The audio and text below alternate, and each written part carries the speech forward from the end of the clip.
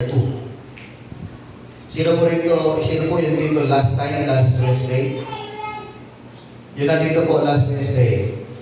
So, napakaganda po ng mensahe ng Panginoon. Ayun po ay patungkol sa tunay na kagalakan na maranasan po ng isang tao na patuloy na nagtitiwala sa Diyos, lumalago sa kanyang pananampalataya, at kumpara doon sa isang tao na kung saan ay ginagawa niya kung ano ang hindi kalooban ng Panginoon, no? At siya ay hahantok ang kanyang buhay sa kapahamakan. Ngayong gabi, dito rin po natin makikita yung pong mensahe ng ating Panginoon na naglalarawan dito po sa mga awit chapter 2. Dahil katulad po namin pinag-usapan ni Pastor Dante, atin po itong tatapusin itong Psalms, yung Book of Psalms, no? So from chapter 1 to chapter 150. So it takes for 3 years or almost 3 years, no, na atin pong magiging laman po ng mensahe po ng ating Panginoon every Wednesday ay patungkol po sa mga awit. So ito po mga awit chapter 2. Basahin ko po muna yung nakasulat po dito. Bakit nagbabalak itong mga bansa na sila'y mag-alsa? Anong kabuluhan ng lahat ng itong binabalak nila? Mahari nila ay naghihimagsik at nagkakaisa, na itong si Yahweh at ang kanyang hirang ay makahin nila. Pagsikapan natin tayo ay lumaya sa pagkaalipin at ating igubo ang pamahalaang sumasakop sa atin. Sa dulo ng langit, nagtawag si Yahweh nang ito'y sabihin, at sila'y kinutya sa kanilang balak na mahirap gawin. Sa galit ng Diyos, sila'y buong bagsik na pinag-usapan. Sa dibdib ng puot, yung mga hari ay nahintakutan. And verse 6, sa tungkol sa akin ay kanyang sinabi, sa bundok kong mahal, sa tuktok ng Sayon, aking iniluklok ang haring marangal. Ganito ang sabi ng lingkod ni Yahweh na hari sa Sayon, aking ihahayag ang pinag-uutos itong Panginoon. Ikaw ang anak kong pinakamamahal, at magmula ngayon, ako namang ito, ang giliw mong ama sa habang panahon. Hingin mo sa akin ang lahat ng bansa, at ibibigay ko anumang narito sa buong daigdig ay magiging iyo. Pamahalaan mo ng kamay na bakal ang lahat ng ito, tulad ng palayok, durugin mo sila sa mga kamay mo. And verse 10, kayo mga hari at tagapamuno sa lahat ng bansa, mag-ingat kayo at magpakabuti sa pamamahala. Ang Diyos na si Yahweh, inyong paglingkuran, katakutang lubha. Last verse, upang di magalit, siya ay sambahin at magpakumbaba, pagkat puot niya'y madaling sumiklam, papatay sa pamadla. Ang mga nilikhang sa kanya'y tutulong upang pakalinga ay maituturing na sadyang mapalad sa balat ng lupa. O Diyos na dakila, kami po ay nagpapasalamat sa pagbasa ng iyong mabuting balita sa gabing ito. Thank you, Lord, sa awit ni Haring David na kung saan, Panginoon, alam namin na sa gabing ito, sa aming pong pagkikinig ng iyong mensahe, ay marami po kami matutunan sa kung paano kami dapat magpasakop sa iyong kalooban. Lord, tulungan mo po kami na maunawa ng iyong salita. At hindi po ang nais namin na masunod at mangyari, kundi ang nais mo, Panginoon, sa aming buhay. Knowing, Lord, ang lahat ng mga nangyayari sa buhay po namin, ito man ay hindi maganda, hindi maayos, subalit ang lahat ng ito ay puso ng iyong pag-ibig, Panginoon. At pagkatapos ang lahat ng mga paghihirap, mga suliranin namin pong naranasan. Dahil ikaw ang Diyos na aming pinaglilingkuran ng Diyos ng katagumpayan. Maraming salamat po sa gabi ito. Patuloy mo kaming samahan at gabayan. Sa ngalan ni Jesus, ito po aming panalangin. Amen. Itong mga awit chapter 2 ay inilarawan po yung walang kabuluhang paghihimagsik ng mga tao at ng mga bansa at mga leader, no? Na kung saan ay gusto nila mag-aklas sa Diyos at sa pinili o hiniran ng Diyos na hari, walang iba po ang ating Panginoong Jesucristo. Dito po sa talata rin na ito inilarawan yung kapangyarihan ng Diyos, yung soberanya ng Diyos. Ang kanya pong pagtatag sa tinatawag po na Anointed One, no? Ang Panginoong Jesucristo, ang tinutukoy po dito. Ang Diyos po ay nanawagan sa tao na magpasakop sa kanyang kalooban. At hindi ang kanilang mga nais, hindi ang kanilang mga sariling kagustuhan. Nais ng Diyos na sila ay pamahalaan niya. Dahil doon sa pamagitan lamang doon ay makakaranas po sila ng mga pagpapala pagka sila po ay magpasakop sa ating Panginoon. At hindi nila haharapin ang anumang pagkawasak, pagkasira ng kanilang buhay ng bawat individual ng isang bansa at ng mga pinuno dahil sa kanilang pagsuway sa ating Panginoon. Ito po, awit chapter 2 ay nahati po ito sa 4 na bahagi. Ang una ay yung pong pagre-rebelde o pagtalikod ng tao sa Diyos. Ikalawa, yun pong pagtugon ng Diyos doon sa kanilang rebellious act. And thirdly, yun pong kautusan ng hari ng Diyos. And pang-apat, yung panawagan ng Diyos na magpasakop ang tao sa kaniyang kalooban. Sabi po dito sa verse 1, bakit nagbabalak maghimagsik ang mga bansa? Bakit nga ba bakit nila naisip na sila po ay mag-alsa, tumalikod sa ating Panginoon? Bakit nga ba nila plano na sila po o sila ay nagkasundo at sama-sama na labanan at hamunin ang Diyos? Ito pong mga tao na ito, no, sa Old Testament, makikita po natin dito na kaya po sila nagrebelde sa ating Panginoon, sa Diyos, sapagkat hindi po nila nagugustuhan yung paraan ng paghahari sa kanila. Para sa kanila, ang Diyos po ay napakahigpit. Para sa kanila, ang Diyos po ay malupit. Para sa kanila, sila po ay sa pagsunod nila sa mga utos ng Diyos, para silang nakagapos. Wala silang kalayaan. Yun po ang dahilan kung bakit gusto nilang mag-aklas at tumalikod sa ating Panginoon. Kaya dito po sa verse 1, dito pinakita ng mga bansa yung kanilang galit sa Diyos. Ang mga pinuno ng mga bansa na ito at mga tao na ito, sila po ay nagbabala at nagngangalit. Nagpaplano sila na sila po ay mag-aklas laban sa Diyos. Subalit, hindi po sila hinayaan ng Diyos na sila po ay magtagumpay. Para sa Diyos, yung kanila pong rebellious act o ipagtalikod nila sa Panginoon, pagsuway nila sa Diyos, ay hindi po ito magtatagumpay sapagkat ito ay walang kabuluhan. Gusto nilang talikuran ng Diyos. Gusto nilang tanggihan yung banal na pamamahala ng Diyos sa kanila. Ayaw na nila na sila po ay sumunod sa ating Panginoon. At itong mga hari, yung mga pinuno, at lahat po ng mga tao, sila ay nagkaisa upang kumawala mula sa gapos at pagkakatali ng Diyos na tinitignan ang banal na batas bilang mapang-api sa halip na proteksyon para sa kanila.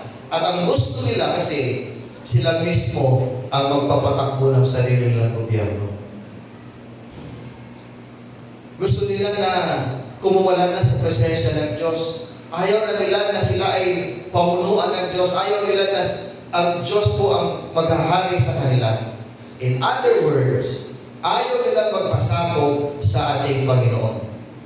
Ayaw nilang sila ay pamahalaan ng Diyos. Gusto nila maging independent. Diba? Kapag tayo po ay maraming mga pinagdadaanan sa buhay, minsan hindi po natin sinasadya na lalabas po sa ating bibig, Lord, ayaw ko na. Ayaw ko na sa iyo. Ayaw ko nang manatili pa sa iyo kasi panay na lang paghihirap, pagdurusa, yung nararanasan ko, dasal ako ng dasal, pero hindi mo naman pinagkakaloob sa akin. Humihingi ako sa iyo ng lahat ng nais ko, lahat ng gusto ko, pero hindi mo naman hanggang ngayon ipinagkakaloob sa akin. Sometimes, nagre-rebel po tayo sa Panginoon. Sometimes tayo po ay gusto na tumalikod sa ating Panginoon. Ayaw natin maranasan yung kanyang presensya.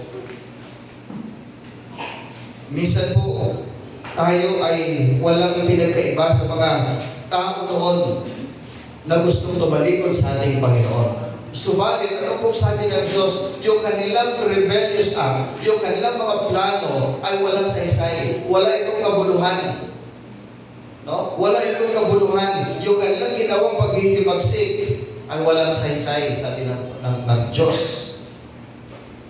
Dahil ang pagsalungan sa hinirang na hari ng Diyos ay isang walang kabuluhang bagay. Ano man ang pagsisikap nila na pagtalikod sa Panginoon, wala itong kabuluhan. Bakit? Dahil ang Diyos ay makapangyarihan at siyang pinakamataas sa lahat. Amen? Sa kabuuan po, nitong verses 1 to 3, ay pinakita ng talatang ito yung maling mga pagtatangka ng tao. Unang sanggatapuhan na ibagsak ang pinakamataas na kapangyarihan ng Diyos at ang kanyang piniling hari na si Jesus. Walang tao na nananalo sa Diyos. Amen? Hindi po tayo mananalo sa Diyos. Ano man ang gawin natin paghihimagsik sa Kanya, pagtalikod sa Kanya, pagsuway sa Kanya, hindi po natin namamalayan, mas lalong nagiging malubha ang kalagayan natin sa buhay. Yun nga po palagi kong sinasabi noon ang pagkat tayo ay aalis sa presensya ng Lord para tayo ay tagpo sa Kanyang blessing. Yung kasabihan natin na para kang nagtagpo sa bigas. Ano? Pagka pinili natin na tumalikod sa ating Panginoon Diyos. So patunay lamang na ang sarili nating kagustuhan o yung sarili kagustuhan ng tao kailanman ay hindi magtatagumpay. Amen? Ikalawa, ano po ang tugon ng Diyos doon sa pagsuway ng tao? Ang sabi po dito, sa verse 4, si Yahweh nakaupo sa langit ay natatawa lamang. Lahat ng plano nila ay wala namang katuturan. Sa tindi ng kanyang galit, sila'y kanyang binalaan. Sa tindi ng puot, sila'y kanyang sinabihan. Doon sa Zion, sa bundok na banal, ang haring pinili ko'y aking itinalaga. So pinagtawanan ng Diyos ang kanilang walang kabuluhang mga plano mula sa langit. Sa halip ay iginiit ang kanyang kapangyarihan at ipinahayag na itinatag niya na ang kanyang hari sa banal na burol ng Zion. Ano nga ba ang kahulugan ng mga talatang ito? Dito po ipinakita yung hindi natitinag na kapangyarihan ng Diyos. Ang Diyos po ay hindi nababahala sa pagsuway ng tao. Nakaluklok siya sa langit, tinitingnan niya ang mga makalupang plano, yung mga plano natin bilang mga walang katotohanan at walang kapangyarihan. At sabi nga dito, maging ang Diyos ay natawa na lamang sa mga iniisip ng mga tao ito. Pero ano nga ba ang pakiramdam ng Diyos nung sinasabi po rito na siya ay natawa? Yung pagtawa pa ng Diyos ay sinasabi na parang may pangungutya, kinukutya niya ba ang tao dahil sa mga maling desisyon at plano sa buhay? Hindi po yun ang mga hulugan na natawa siya at may iyong kasamang pangungutya. Kundi ang pagtawa po ng Diyos ay bilang tanda na siya ang pinakamakapangyarihang Diyos sa mundong ito. Meaning to say, lahat po ng bagay sa mundong ito ay kontrolado niya. Lahat po ay kontrolado niya.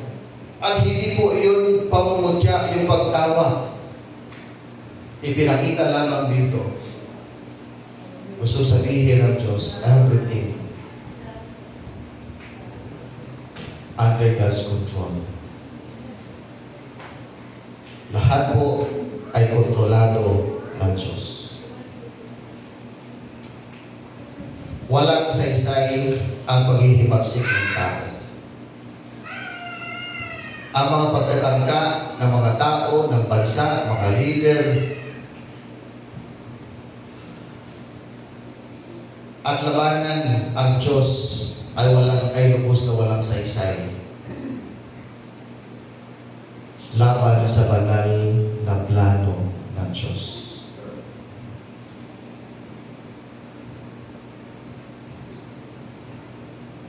Dito po ay sinabi po ng Diyos sa awit na ito, ang Zion bilang trono. Bilang trono. Sa Old Testament ay meron na pong propesiya na si Kristo ang anak ng Diyos na maghahari sa lahat ng bansa. At siya yung hinihintay na hari darating pagdating po ng New Testament. At yung Zion, ipinakita rito na bilang trono ng Diyos dahil ipinahayag ng Diyos na ilagay niya ang kanyang hari sa Zion, ang banal na bundok na nagpapakita o naglalarawan ng Jerusalem bilang sentro ng kanyang banal na pamamahala. Kaya mapansin po natin, saan ba si Jesus nilitis? Hindi po ba sa Jerusalem? Saan po ba siya ipinako? Sa cross. Hindi po ba sa Jerusalem? Saan po siya namatay at muling nabuhay? Hindi po ba sa Jerusalem? At saan po siya naghari? Doon din po sa Jerusalem. Ang buhay ng Panginoong Jesus ay doon po umiikot sa Jerusalem hanggang sa karating mga lugar para mangaral ng patungkol sa paghahari ng Diyos. Subalit ang Jerusalem ang pinakasentro ng kanyang banal na pamamahala. Doon niya po ipinakita alinsunod sa pangako ng Diyos na doon sa Jerusalem maghahari ang kanyang itinalaga at walang iba kundi ang ating Panginoong Jesucristo.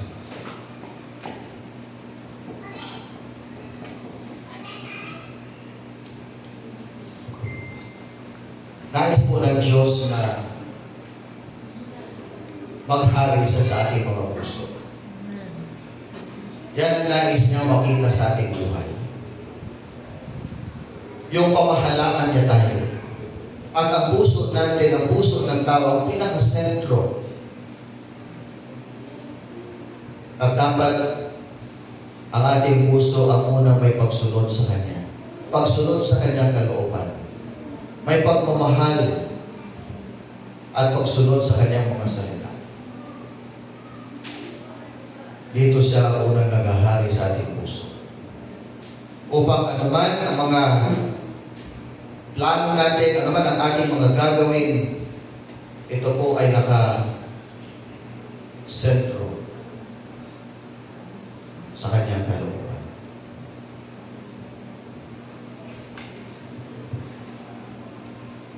Ang Diyos po ay nalulungkot, nagagalit kapag tayo po ay sumuway sa Kanya. Nais po ng Diyos na tayo ay Kanyang, nais niyang pumasok sa puso natin at tayo ay Kanyang paglalaman.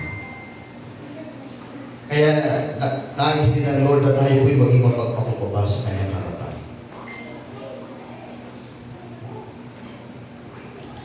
Kaya sabi niya rito sa chapter 2, verse 7 to 9,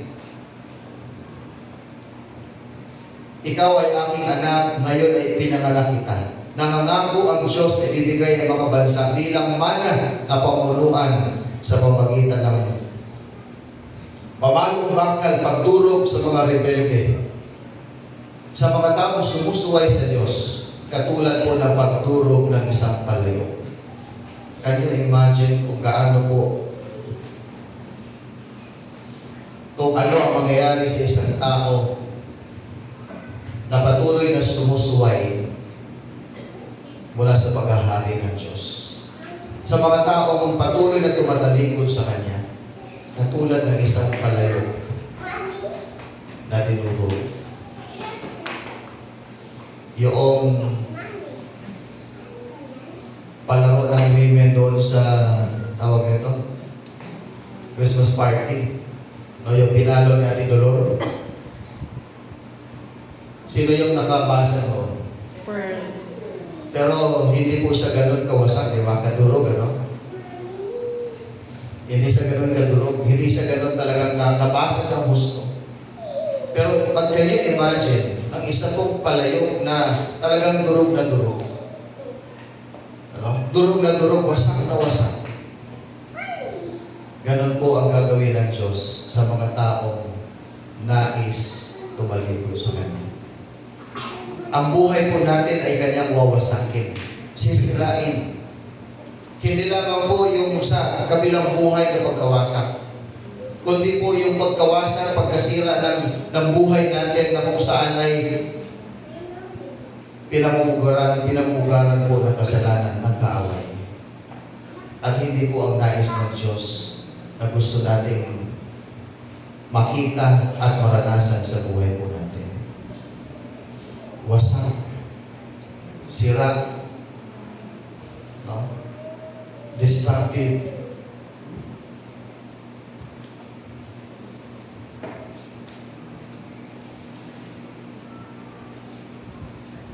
Kaya nakasulat po sa banal na kasulatan ang paghahari ng ating Panginoong Jesucristo. Ang buong mundo ay Kanyang paghaharian. Yun ang nais ng Diyos. Subalit ang mga taong hindi magbalik loob sa Kanya ay makakaranas ng kapahamakan, destruction. But God is the God of second chances. Amen? Sa madaling salita, dito po sa talatang ito, sinasabi ng Diyos, hindi pa huli ang lahat. Mayroon pang pagkakataon na magbago ang puso ng tao. Mayroon pang pagkakataon na magbago ang isip ng tao. Mayroon pang pagkakataon na magbalik loob sa Diyos ang mga tao. Kaya ano po ang ginawa ng Diyos? Sa ika-4 na punto na nais ng Diyos na alam sa ating, ilarawan sa ating buhay, ito pong panawagan na magpasakop sa Kanya. Magpasakop tayo sa Kanyang kalooban. Isang huling panawagan sa mga hari, mga hukom, sa mga matatalino, maging sa mga ordinaryong tao na maglingkod sa Panginoon ng may paggalang, takot at panginginig at magpasakop sa kalooban ng Diyos upang maiwasan ang kapahamakan at mapalan ang mga taong may ganoon pong katangian na nagpapasakop sa kalooban ng Diyos. Verse 10, kaya't magpakatalino kayo, mga hari ng mundo, ang mabalang ito'y unawain ninyo, paglingkuran ninyo si Yahweh ng may takot at paggalang sa paanan ng Kanyang anak. Yumukod kayo't magparangal, baka magalit siya, bigla kayong parusahan. And last part ng verse 12, mapalad ang taong ang Diyos ang Kanyang kanlungan. So yung pangunahing mensahe po nito sa atin, hindi lang po mga hari, hukom, kundi maging yung mga ordinaryong tao na magpakita po ng kaunawaan at maturuan itong mga taong ito na kilalanin ang Diyos bilang hari ng kanilang buhay. At walang kabuluhan yung paglaban sa Kanya. Walang kabuluhan yung pagtalikod sa Kanya. Walang saysay ang pagsuway sa Kanya. Kundi ang tao ay dapat magpasakop sa Diyos. Dahil kailanman ang tao ay hindi mananalo sa Diyos. Amen. Nais po ng Diyos na maglingkod tayo na mayroong takot, maglingkod na may kagalakan, at yung sinasabing may panginginig pa. Yun ang nais ng Diyos na makita sa ating buhay. Yung mensahe ito ay nangangahulugan ng pagtalikod, yung pagtalikod sa Diyos na may wastong takot, yung nasisindak tayo, para hindi natin magawang tumalikod sa Kanya at sumuway sa Kanya, dapat natatakot po tayo sa maaaring kahihinatnan ng ating buhay.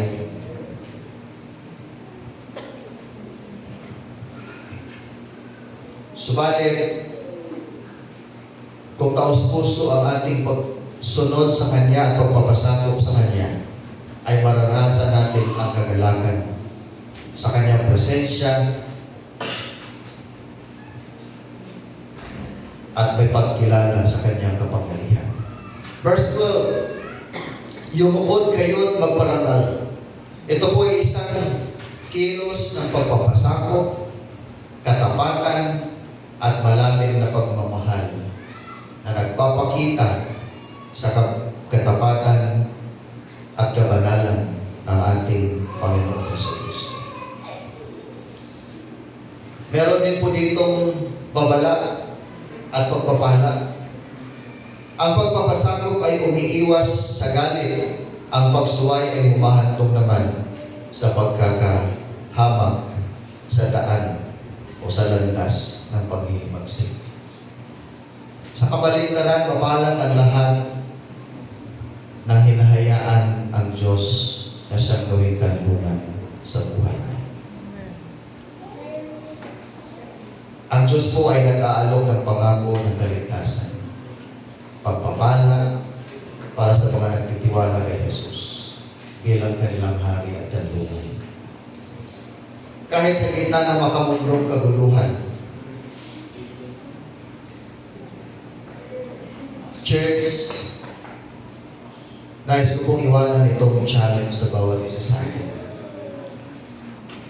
Yung hamon ng Diyos sa bawat isa. Pagpasakop kay Jesus ang makapangyarihan Diyos. Dahil siya ang piniling hari ang ating Panginoong Jesucristo. Pag ginawa natin yun, makakahanap tayo ng kanlungan sa Kanyang matagumpay na paghahari sa ating buhay. Sa halin na salungatin natin ang Kanyang kalooban sa buhay natin. Magtiwala sa Diyos at umasa ng katagumpayan.